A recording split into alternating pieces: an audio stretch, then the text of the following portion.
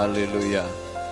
Mari kita serukan nama Yahweh dalam pujian Shema Yisrael, Yahweh Eloheinu, Yahweh Echad.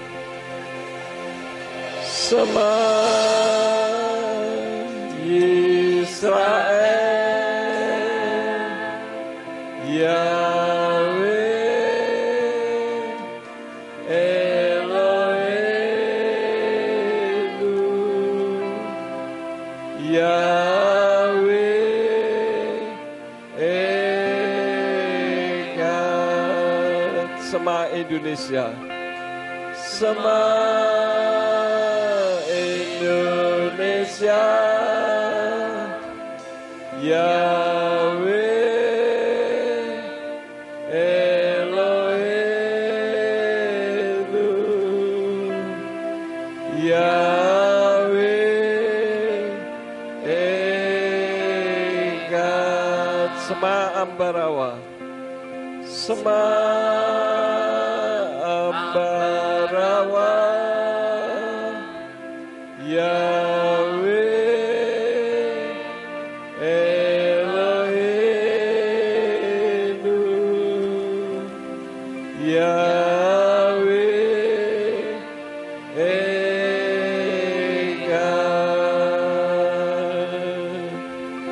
Baru Sem Kevon Malkuto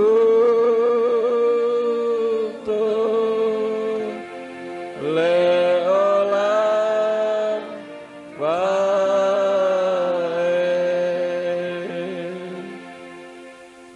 Dengan tidak jemu-jemunya kami menyerukan nama Yahweh. Yahweh adalah Elohim kita, Dia Echad. Dia satu-satunya Tuhan yang layak dan berhak untuk ditinggikan. Oleh karena itulah pada saat ini kami memuji dan meninggikan Bapa Yahweh di dalam nama Adonai Yeshua HaMashiach dan Ruach HaKodes. Oleh karena itu Tuhan, setelah kami memuji dan meninggikan nama-Mu, kami akan belajar firman-Mu. Urapi hamba-Mu dan urapi setiap kami yang mendengar firman-Mu dengan urapan yang sama, agar firman yang ditaburkan dapat kami pahami dan kami mengerti di dalam kehidupan kami. Dan jika ada kuasa penguasa roh jahat di udara yang akan merebut kebenaran firman, kami tolak, kami patahkan di dalam nama Adonai Yeshua HaMashiach. Pergi kau keluar, tinggalkan tempat ini dan tinggalkan setiap hati dan pikiran kami, baik yang ada di ruangan ini maupun yang mendengarkan dari rumah masing-masing. Terima kasih Bapa, berkati supaya hidup kami semakin hari semakin menyenangkan hati-Mu. Demi nama Adonai Yeshua HaMashiach, kami sudah berdoa dan mengucap syukur. Haleluya, semua yang percaya katakan amin. Ya, silakan duduk, Bapak Yahweh memberkati. Sahabat Shalom, Bapak Ibu Saudara sekalian yang kekasih, sesuai dengan flyer yang sudah saudara terima, maka pada saat ini saya akan menyampaikan firman yang saya beri judul Ada Apa Dengan Almanak Kalender Ibrani. Artinya bahwa kalender Ibrani ini merupakan kalender yang istimewa. Mengapa penting untuk memahami tahun Ibrani? Mengapa kita membahas kalender yang mungkin terasa asing bagi kita? Nah, untuk itu saya akan mulai dari statement ini. Mengapa penting untuk memahami almanak penanggalan Ibrani? Tahun 2024 adalah tahun PH. Kemarin malam sudah diterangkan oleh Pastor Simeon tentang makna PH. Karena itulah maka pada malam hari ini saya tidak membahas tentang PH ataupun seluk-beluknya, tetapi yang saya akan bahas adalah almanak penanggalan Ibraninya itu sendiri. Jadi pembahasan kita yang pertama adalah memahami latar belakang tahun Ibrani. Kalau ada tahun Ibrani berarti ada tahun yang lain. Kita tidak akan mempelajari yang lain, khusus mempelajari tahun Ibrani. Yang kedua, Relevansi tahun Ibrani dalam penghayatan iman Kristen. Yang ketiga, merenungkan bagaimana siklus tahun Ibrani membantu kita lebih dekat dengan Tuhan. Jadi dengan kita mempelajari tahun Ibrani itu akan membawa kita dekat dengan Tuhan. Artinya beda dengan kita membahas tahun yang berbeda. Beberapa waktu yang lalu, tepatnya mendekati tahun 2000, maka banyak orang membahas tahun Maya. Dikatakan setelah tahun 2000 maka berakhirlah dunia ini. Komputer kembali ke 00 dan sebagainya. Tetapi kenyataannya sampai sekarang tidak. Nah, sekarang saya akan membahas yang pertama adalah latar belakang tahun Ibrani. Kita mempelajari tahun Ibrani karena tahun Ibrani itu adalah tahun yang spesial di mana dasarnya pada kalender bulan dan matahari. Jadi awalnya dari sini. Ayatnya di dalam Kejadian 1 ayat yang ke-14 dari Indonesian Literal Translation. Di sana dikatakan, dan Elohim berfirman, jadilah benda-benda penerang pada cakrawala di langit untuk menjadi pemisah antara siang dan malam, dan akan menjadi tanda-tanda dan penentu waktu-waktu dan hari-hari serta tahun-tahun. Jadi di situ dikatakan sekali lagi, jadilah benda-benda penerang pada cakrawala di langit untuk memisahkan antara siang dan malam. Jadi tahun Ibrani ini digunakan sejak perjanjian lama hingga saat ini sampai rapture, sampai terjadinya pengangkatan. Ini kita akan menggunakan kalender Ibrani. Itulah sebabnya maka kalender kita itu selain kalender Gregorian atau kalender Masehi, itu ada kalender Ibraninya. Nah, struktur tahun Ibrani yang akan kita bahas yang kedua adalah struktur tahun Ibrani. Ternyata tahun Ibrani itu berbeda dengan kalender Masehi atau Gregorian. Kalau Masehi, tahun Masehi itu siklusnya menggunakan siklus matahari. Sedangkan tahun Ibrani menggunakan siklus bulan. Itulah sebabnya kalau kita mengganti hari, itu kalau tahun Masehi ada pada pukul 00.00 jam 12 dini hari. Begitu sekarang tanggal 1 sampai jam 12, beda 1 detik sudah tanggal 2. Tetapi kalau kalender Ibrani menggunakan siklus bulan, bukan jam 12 dini hari, tetapi jam 6 sore. Ya. Kemudian tahun Masehi dengan tahun Ibrani itu jumlah harinya berbeda. Kalau dihitung tahun Masehi 1 tahun itu 300 berapa saudara? 65. Tapi kalau kalender Ibrani 1 tahun 355 hari. Beda 1-2 begitu. Karena ada tahun kabisat juga ya. Nah sekarang kalender Ibrani itu ada 2 macam. Kemarin sempat disinggung oleh Pastor Simeon, yaitu kalender religius atau kalender agama dan kalender sipil. Ini ada 2, sampai sekarang masih digunakan kalender tersebut, dua-duanya. Jumlah bulan ada 12, tetapi yang pertama adalah bulan Nisan. Nun, Yod, Samek, Nun akhir. Bulan Nisan itu sama saja disebut dengan bulan kuncup. karena merupakan awal musim semi, saudara. Jadi di Israel itu kalau bulan Nisan itu mulai awal musim semi. Yang kedua bulan Iyar, Alef, Yod, Res. Bulan Iyar ini disebut juga dengan bulan cahaya, karena semakin banyak cahaya pada musim semi. Itu bulan yang kedua. Bulan yang ketiga itu bulan Sivan atau Siwan, Samek, Yod, Waw, sama Nun akhir.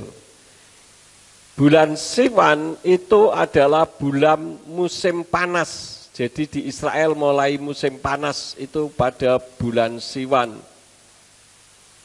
Kemudian yang keempat adalah bulan Tamus.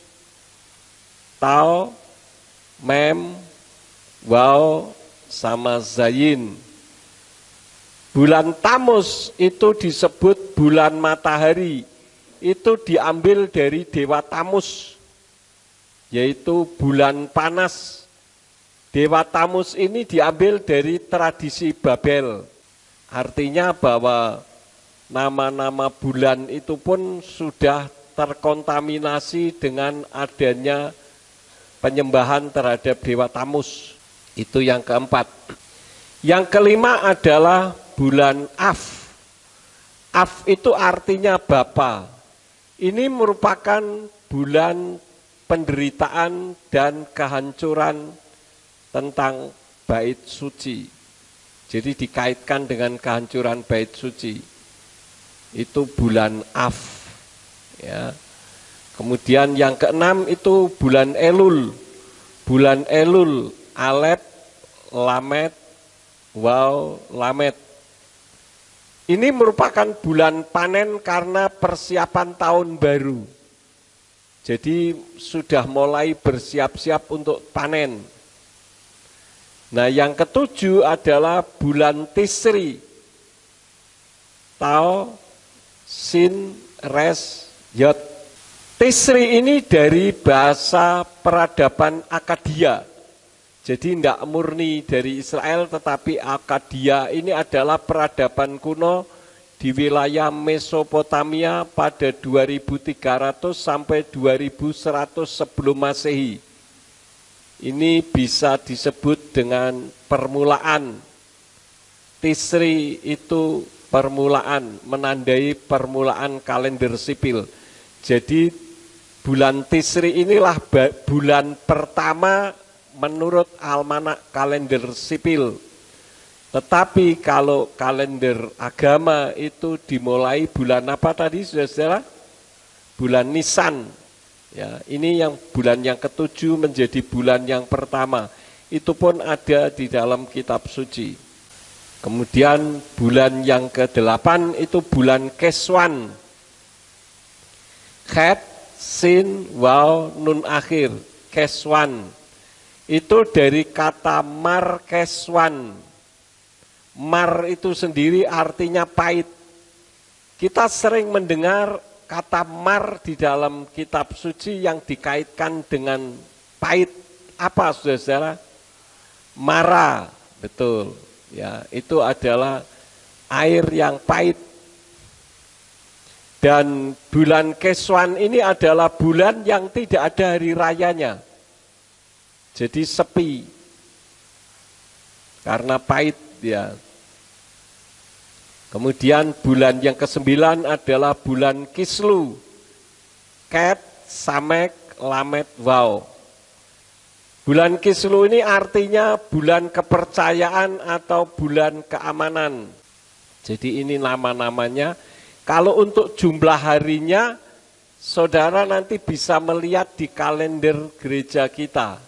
Itu jumlah harinya tepat. Ya, sekarang saya sedang membuat yang tahun 2025 dan hampir selesai, tinggal tunggu gambar pada saat Sukot nanti mau saya masukkan, setelah itu baru dicetak. Bulan yang ke-10 adalah bulan Tefet. Tet, Bet sama Tau. Ini artinya bulan baik pada masa cuaca yang sulit. Karena bulan Tefet ini sudah mulai mendekati bulan dingin. Jadi sulit, tetapi dijadikan bulan baik. Itulah sebabnya maka bangsa Israel selalu berada di dalam kemenangan karena selalu mengucapkan hal-hal yang positif, hal-hal yang baik. Yang ke-11 adalah bulan Sefat. Shin, Bet, sama Tet. Artinya bulan cabang, ini menandai pohon mulai berbunga. Jadi mulai mengeluarkan cabang, mulai mengeluarkan bunga dan sebagainya, pokoknya mulai indah cuacanya, maka disebut bulan cabang. Yang ke-12 adalah bulan Adar, Alet, Dalet, Res. Adar ini artinya kekuatan atau keberanian. Ini merupakan bulan kegembiraan dan bulan kemenangan dalam peringatan Purim. Ada perayaan Purim, saya tidak akan menjabarkan karena cukup panjang nanti. Jadi ini adalah bulan yang ke-12. Nah sekarang yang menjadi pertanyaannya tentang alasan Rosh Hashanah sebagai awal tahun. Tadi di bulan yang keberapa? Yang ke-7. Yang pertama dianggap sebagai hari penciptaan dunia. Dari makna kata Rosh Hashanah itu artinya permulaan tahun. Jadi menurut tradisi Yahudi, Rosh Hashanah menandai hari ke-6 dari penciptaan dunia, yaitu hari ketika Yahweh menciptakan manusia, yaitu Adam dan Hawa. Hal ini mencerminkan awal mula dari sejarah umat manusia yang membuatnya menjadi momen penting untuk merayakan awal tahun baru. Jadi dengan demikian, kalau kita sekarang sudah ada di tahun berapa? 5785. Itu artinya bahwa manusia sudah ada di atas muka bumi sejumlah tahun itu. Ya, ini yang pertama. Nah, alasan yang kedua, Rosh Hashanah sebagai awal tahun adalah merupakan memulai tahun baru secara sipil. Maksudnya meskipun bulan Nisan adalah bulan pertama dalam kalender religius Ibrani atau kalender agama, dalam konteks perayaan Pesak dan peristiwa keluarnya bangsa Israel dari Mitsrayim, jadi bulan Nisan itu diawali dari ketika mereka keluar dari Mitsrayim. Rosh Hashanah yang jatuh pada tanggal 1 Tisri menandai tahun baru dalam kalender sipil. Dengan demikian Rosh Hashanah menjadi awal penanggalan tahunan atau siklus tahun. Dan sampai sekarang masih dipergunakan. Yang ketiga, hari penghakiman atau Yom Hadin atau hari peringatan atau Yom Hasikaron. Rosh Hashanah juga dipandang sebagai hari penghakiman bagi seluruh umat manusia, di mana Tuhan menuliskan nasib seseorang dalam buku kehidupan untuk tahun yang akan datang. Ini merupakan hari di mana manusia diingatkan untuk mengevaluasi dirinya, bertobat dan memperbarui komitmen spiritual kepada Tuhan. Artinya, melupakan masa yang sudah lalu. Mungkin ada kepahitan, ada ganjalan dan sebagainya, itu dilupakan dan pada saat Rosh Hashanah memulai lembaran baru. Artinya memulai hidup yang baru untuk menatap masa depan. Masa depan kita ditentukan oleh langkah awal kita. Bagaimana kita menyikapi kehidupan ini. Yang keempat, persiapan untuk hari pendamaian. Rosh Hashanah adalah awal dari periode 10 hari yang disebut Yamim Noraim. atau hari-hari yang menggentarkan yang berakhir pada Yom Kippur atau hari pendamaian. Ini adalah periode untuk refleksi pertobatan dan memperbaiki hubungan dengan Tuhan dan sesama. Dengan alasan-alasan ini, maka Rosh Hashanah dipandang sebagai awal tahun baru bagi umat Yahudi dan dirayakan sebagai momen pembaruan, penghakiman, dan harapan untuk tahun yang lebih baik. Karena itu kemarin dilambangkan Rosh Hashanah, lambangnya apa? Apel, delima, dan madu. Ya. Ada shofar. Itu shofar menandai langkah awal, kira-kira begitu. Adapun bulan Tisri menandai dimulainya musim gugur dan panen, karena waktu yang cocok untuk memikirkan berkat dan hasil yang diterima selama setahun. Jadi untuk introspeksi diri. Kalau di negara-negara lain introspeksi dirinya biasanya kapan? Tanggal 31 Desember, ketika mau memasuki tahun 1 Januari, mereka introspeksi diri, artinya melihat ke belakang, merefleksi kembali apa yang selama ini sudah saya lakukan. Kegagalan-kegagalan yang saya lakukan itu disebabkan apa? Itu introspeksi, dan untuk tahun ke depan diupayakan untuk menatap masa depan dengan lebih baik. Tetapi sebetulnya kalau kita menggunakan almanak penanggalan Ibrani pada saat Rosh Hashanah. Nah sekarang makna spiritual Rosh Hashanah sebagai tahun Ibrani. Jadi ada makna spiritualitas tentang hal ini. Yang pertama, tahun pertobatan dan refleksi diri. Ini bisa dilihat ayatnya di Imamat 23 ayat 24 sampai 25 dari Indonesian Literal Translation yang berkata demikian. Berbicaralah kepada Bani Israel dengan mengatakan, dalam bulan ke-7 pada tanggal 1 bulan itu haruslah menjadi sabat bagimu, suatu peringatan peniupan nafiri, suatu pertemuan kudus. Kamu tidak boleh melakukan pekerjaan apapun dan kamu harus mempersembahkan persembahan api-apian kepada Yahweh. Jadi setiap perayaan itu merupakan sabat gadol yang bisa jatuh pada hari apa saja. Tidak harus hari Sabtu atau hari Sabat, ya. Ini yang pertama. Kemudian yang kedua, makna spiritualnya adalah berhubungan dengan hari raya pendamaian. Yom Kippur sebagai simbol rekonsiliasi, pentingnya menghitung hari. Ayatnya di dalam Mazmur 90 ayat yang ke-12. Maka beritahukanlah kepada kami agar menghitung hari-hari kami supaya kami dapat membawa hati yang bijaksana.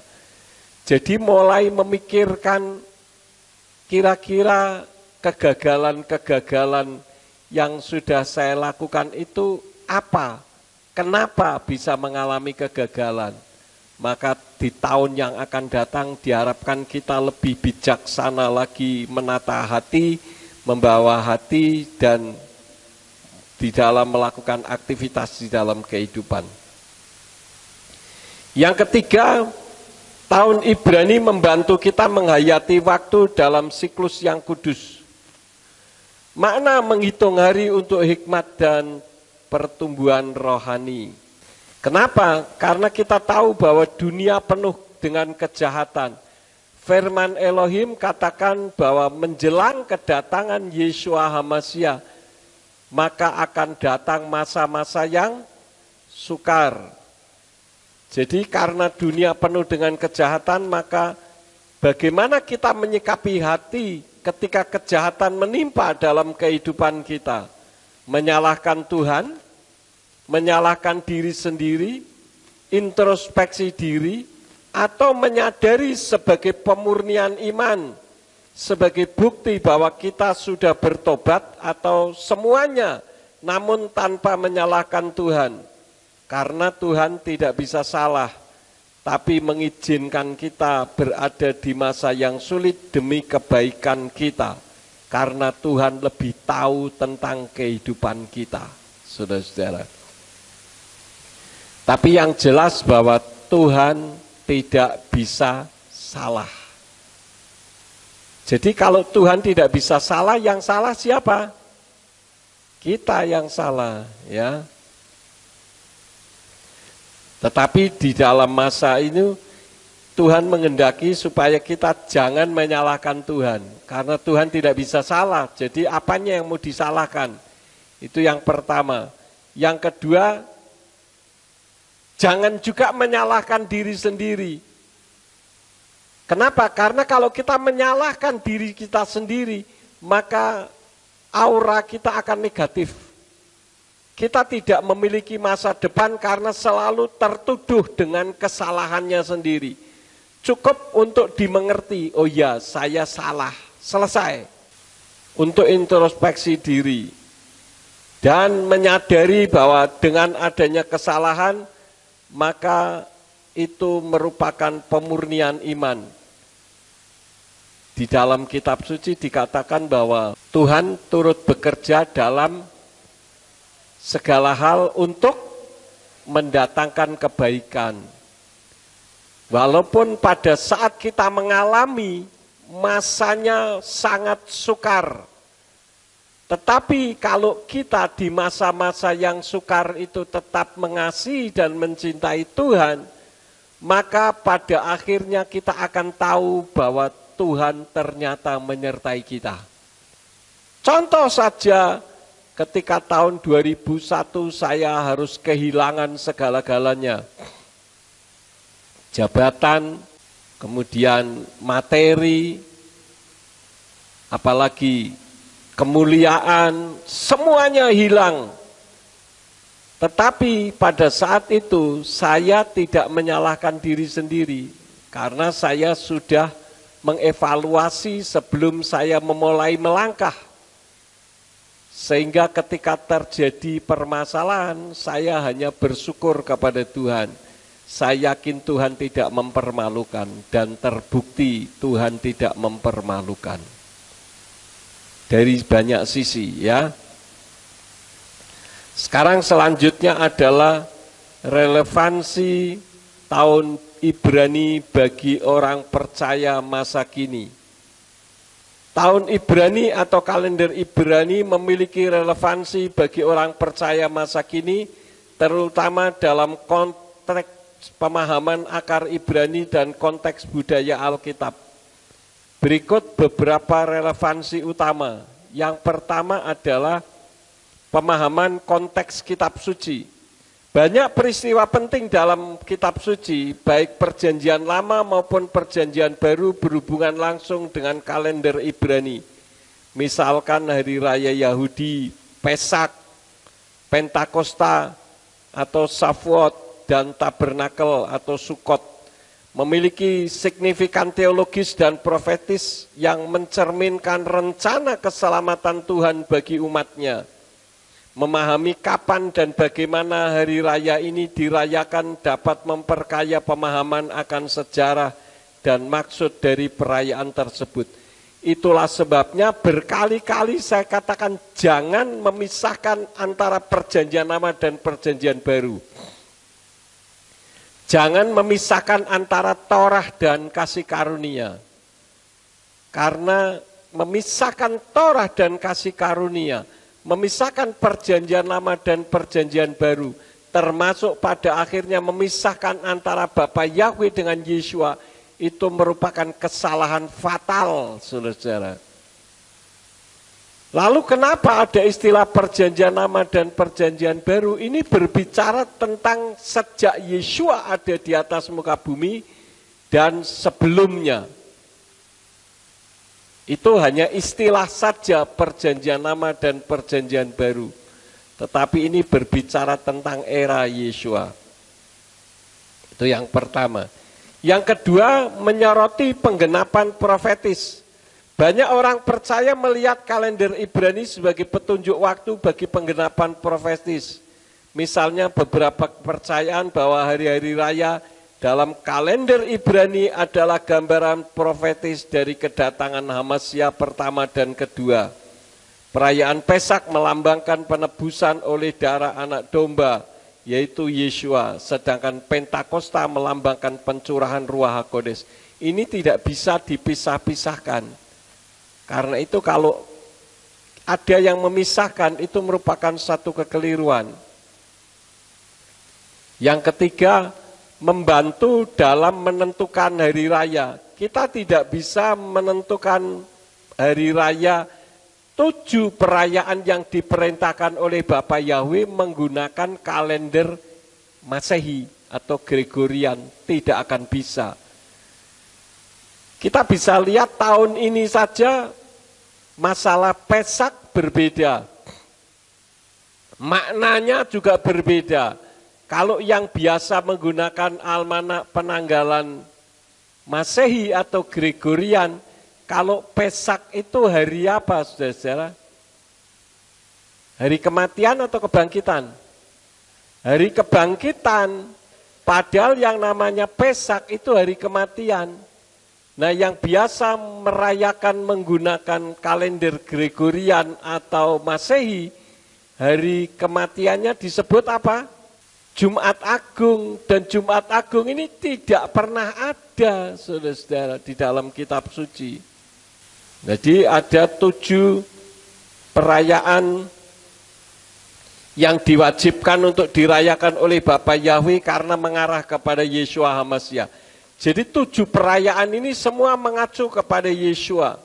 Yang pertama misalkan Pesak itu berbicara tentang kematian. Hamatsah atau roti tidak beragi itu mengisahkan tentang Yeshua sebagai pribadi yang tidak berdosa. Karena ragi itu merupakan lambang dosa dan ini merupakan roti hidup. Yang ketiga Habikurim atau buah sulung. Yeshua sebagai yang sulung dari yang dibangkitkan. Shavuot atau Pentakosta itu merupakan pencurahan Ruach HaKodes sebagai penyertaan Yahweh kepada manusia, di mana Yeshua sebagai firman yang hidup yang bersemayam di dua loh hati manusia. Rosh Hashanah atau peniupan nafiri melambangkan Yeshua yang datang kembali dan masuk zaman baru atau zaman kekekalan. Hanya ini yang belum digenapi, semua yang lain sudah digenapi. Yom Kippur pendamaian, Yeshua sebagai juru damai antara manusia dan Tuhan sebagai imam besar kita. Dan Sukkot atau tabernakel pondok daun, Yeshua di tengah umatnya sebagai firman yang menjadi daging. Artinya Bapa Yahweh menyertai umat manusia melalui Yeshua HaMashiach. Ini melambangkan ketika mereka dalam perjalanan dari Mitsrayim menuju ke Kanaan. Mereka berjalan-jalan berapa lama, saudara-saudara? 40 tahun. Padahal kalau berjalan secara normal tanpa ada gangguan melewati pegunungan Seir, mereka hanya memakan waktu berapa hari? 11 hari kalau melalui pegunungan Seir, ya, karena berjarak sekitar 240 sampai 300 km kalau melewati pegunungan Seir. Nanti ketika saya menyampaikan firman di GPF Alpha Omega di Semarang, saya tunjukkan petanya, ada petanya. Itu seharusnya ditempuh 11 hari, tetapi harus ditempuh 40 tahun, sangat tidak masuk akal. Kenapa? Karena kedegilan hati bangsa pilihan Elohim. Dan ini mengajarkan kepada kita kalau kita degil dibentuk oleh Tuhan, maka kita akan kembali ke permasalahan-permasalahan yang ada. Sekarang hal yang keempat adalah kesadaran akan waktu dan musim rohani. Kalender Ibrani terdiri dari tahun Semita, yaitu sabatikal, tahun Yobel, dan siklus 7 tahun yang sering dipahami dalam konteks pertumbuhan rohani dan istirahat. Kesadaran akan waktu dan musim menurut kalender ini dapat memberi wawasan mengenai kehidupan iman, pertumbuhan, dan pembaruan rohani. Jadi ada tahun pembebasan, tahun Yobel, bebas dari perbudakan. Yang kelima, koneksi dengan akar Ibrani, akar kekristenan. Gereja mula-mula pada abad pertama yang terdiri dari para murid Yahudi menggunakan kalender Ibrani dalam menentukan waktu perayaan dan ibadah. Dengan demikian mempelajari kalender ini dapat memberi wawasan mengenai bagaimana orang percaya mula-mula menjalankan iman mereka sebelum terbentuknya kalender Gregorian yang lebih umum digunakan saat ini. Jadi murid-murid pun menggunakan almanak penanggalan Ibrani, bukan menggunakan almanak Gregorian atau Masehi. Itulah sebabnya maka kitab suci pun ditulis dalam bahasa Ibrani. Saya katakan bullshit kalau orang mengatakan perjanjian baru bahasa Yunani. Meskipun perjanjian baru bahasa Ibrani hanya ditemukan kitab Matius saja, yang lain sudah dihancurkan, dibakar. Lah kok bisa menentukan itu benar? Saya dasarnya simpel saja. Kalau memang perjanjian baru aslinya berbahasa Yunani, berarti tidak boleh salah. Tidak boleh ada kesalahan. Tapi realitasnya saya bisa membuktikan bahwa kitab suci perjanjian baru berbahasa Yunani ada banyak kesalahan-kesalahan. Artinya itu bukan kitab asli. Kalau kitab asli salah, berarti iman kita juga salah. Ya. Yang keenam, menyoroti identitas mesianik. Tinggal sedikit lagi, saudara. Beberapa komunitas orang percaya mesianik, yaitu orang Yahudi pengikut Yeshua HaMashiach dengan akar Ibrani, menggunakan kalender Ibrani untuk menekankan identitas mereka yang unik, yaitu sebagai pengikut Yeshua yang menghormati Torah dan kasih karunia. Ini bisa membantu orang percaya non-Yahudi memahami lebih dalam iman yang mereka anut. Jadi antara Torah dan kasih karunia tidak boleh dipisah-pisahkan. Ada orang yang menekankan Torah, itu tidak benar. Ada orang yang menekankan kasih karunia, itu tidak benar. Yang benar adalah dua-duanya. Itu ibarat koin yang terdiri dari dua mata gambar yang berbeda tetapi merupakan satu kesatuan. Secara keseluruhan kalender Yahudi atau Ibrani membantu orang percaya masa kini memahami konteks sejarah dan teologis dari kitab suci, serta memberi panduan bagi mereka yang ingin mendalami akar Ibrani dari iman Kristen. Karena itu saya katakan kalau orang Kristen berdebat dengan kepercayaan lain, menggunakan nama sesembahan lain, hasilnya apa? Tidak ada menangnya. Karena memang sudah banyak perubahan-perubahan. Ya. Sekarang saya masuk kepada kesimpulan. Yang pertama, tahun Ibrani itu bukan sekedar kalender, tetapi pengingat akan rencana kekal Tuhan dalam kehidupan kita dan menghargai waktu-waktu yang ditetapkan Tuhan. Waktu-waktu yang ditetapkan Tuhan itu istilahnya moedin, untuk bersekutu dan beribadah. Jadi untuk bersekutu dan beribadah melihatnya mesti kalender Ibrani, bukan kalender Gregorian. Yang kedua kesimpulannya, mengajak jemaat untuk merenungkan bagaimana kita menghargai waktu dan kesempatan yang Tuhan berikan dan dapat melihat setiap momen dalam tahun Ibrani sebagai kesempatan untuk lebih dekat dengan Tuhan. Karena berbicara tentang waktu-waktu yang tepat, karena Tuhan itu disiplin waktu. Kita lihat saja setiap pagi jam yang sama, matahari mulai menampakkan cahayanya dan tidak berubah waktunya. Yang terakhir, genta dunia hampir berbunyi. tanda-tandanya sudah nyata dan terus digenapi. Artinya apa? Yesua segera datang. Karena itu persiapkan sikap hati dan motivasi. Apa yang tertulis di dalam kitab Matai tentang kedatangan Yeshua HaMasiah yang kedua kali, tanda-tandanya dari hari ke hari terus tergenapi. Ini tentang kondisi yang ada di Timur Tengah juga sudah memanas, yang bisa kalau tidak hati-hati memicu perang dunia ketiga. Dan kalau perang dunia ketiga sudah menggunakan nuklir, satu bom nuklir yang terbesar diledakkan, separuh dunia akan membeku, saudara-saudara.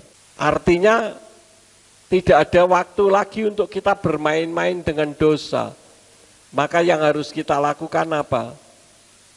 Kita menyiapkan sikap hati dan motivasi di dalam mengikut Tuhan.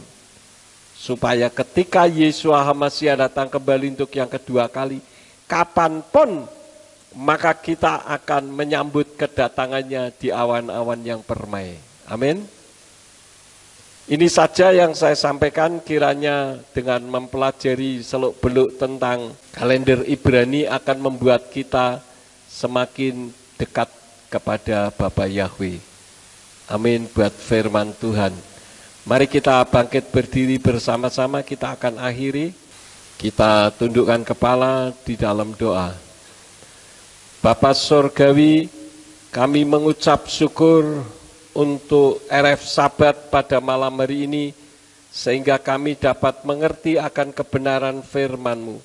Tanda-tanda kedatangan Tuhan, seperti yang tertulis di dalam kitab suci, sudah terus tergenapi, dan bahkan berdasarkan almanak penanggalan Ibrani, sudah cukup waktu, tidak lama lagi Yeshua datang kembali. Oleh karena itu, jagalah sikap hati dan motivasi setiap kehidupan kami, sehingga ketika Engkau datang kembali untuk yang kedua kali, maka kami tidak akan tertinggal. Kami akan rapture untuk hidup kekal bersama-sama dengan Tuhan. Terima kasih Bapa. Kalau sebentar kami akan pulang, kirim malaikat Tuhan untuk menjaga melindungi kami, tibakan di rumah dengan selamat. Demikian pula apabila malam nanti kami beristirahat, izinkan malaikat-Mu tetap menjaga dan melindungi kami di sepanjang malam kami beristirahat, supaya kami dapat beristirahat dengan nyenyak, dijauhkan dari gangguan setan, kuasa kegelapan maupun orang jahat, sehingga besok kami bangun dengan tubuh yang sehat.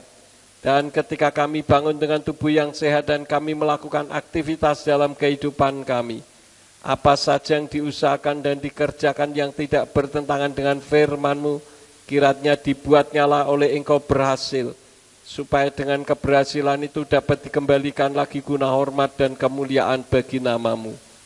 Berkati semua yang sudah ambil bagian di dalam pelayanan pada RF Sabat malam ini, Engkau pakai semakin hari semakin heran.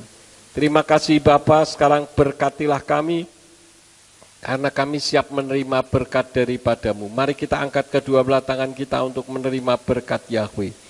Yefarka Yahweh wa mereka. Yahweh memberkati engkau dan memelihara engkau. Yair Yahweh pana oleh kawi kuneka.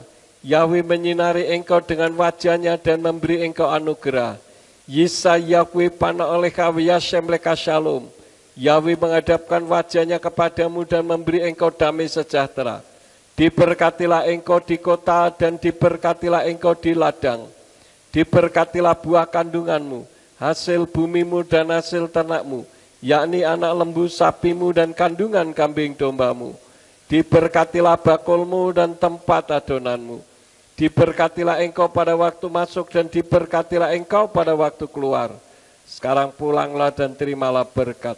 Kasih Bapa Yahweh Sang Pencipta, kasih karunia Adonai Yeshua HaMasiah Sang Pembeli jiwa, dan Ruach HaKodes menyertai saudara sekalian sampai Maranatha. Adonai Yeshua HaMasiah datang kembali untuk yang kedua kali dan mengangkat kita semua. Haleluya, semua yang percaya katakan amin. Selamat malam, Shabbat Shalom, Bapa Yahweh memberkati.